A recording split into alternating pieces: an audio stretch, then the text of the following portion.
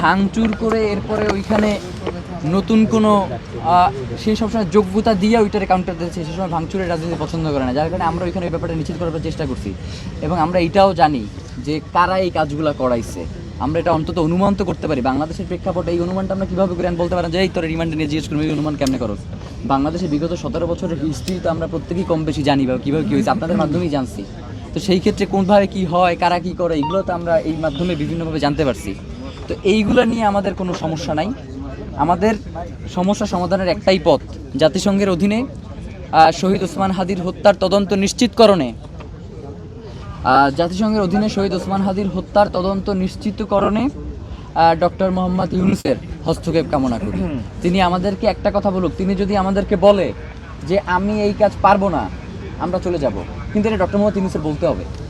Doctor Mohammad ইউনূসের বলতে হবে যে আমি জাতিসংঘকে এক্স্যাক্টলি বলতেছি, ডক্টর মোহাম্মদ ইউনূসকে বলতে হবে যে আমি জাতিসংঘকে এই জন্য আহ্বান জানাইতে পারবো না। যদি সেইটা বলে তাহলে কেন পারবে না সেইটাও বলতে হবে।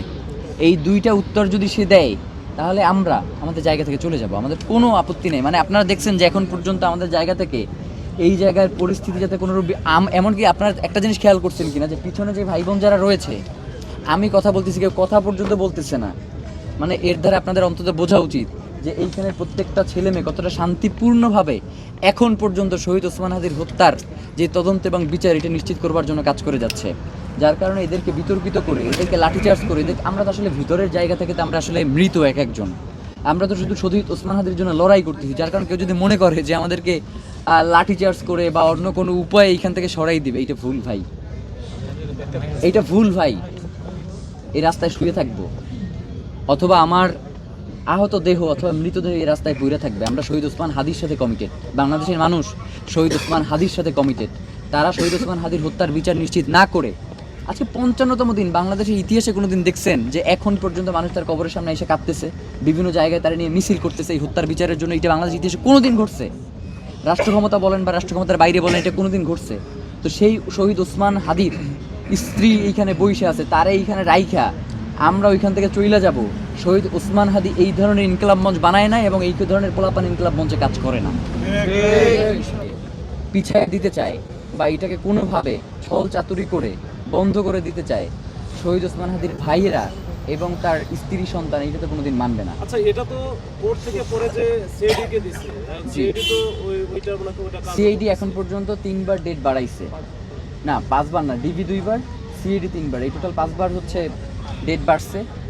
তো এই ডেট আস্তে আস্তে হয়তো সাগররুনির মতো এটা আমরা দেখতে পাবো 167 ডিবি বাড়ানো 168 আমরা ওই সময় এটা কেন করে ঘোষণা দিয়ে এটা দেওয়া হয়েছে না। এইখানে এই শাকে যে অসহযোগিতা করা হয়েছে মামলার, মামলার সাক্ষী হচ্ছে ইনকলাব মঞ্চের এই ভাই বোনগুলা। হঠাৎ করে দেখি 6 তারিখ ডিবি সংবাদ সম্মেলন করে চার্জশিট মিডিয়ার সামনে দাখিল করতেছে। মানে কি ভাই, মানে আমাদের জানবার অধিকার নাই যে আজকে এই চার্জশিটে দাখিল হবে? মানে এইটা কোন ধরনের কি? মিডিয়ার মাধ্যমে আমরা জানতে পারতেছি যে 6 তারিখ মিডিয়ার সামনে চার্জশিট দেওয়ার সুযোগ নাই।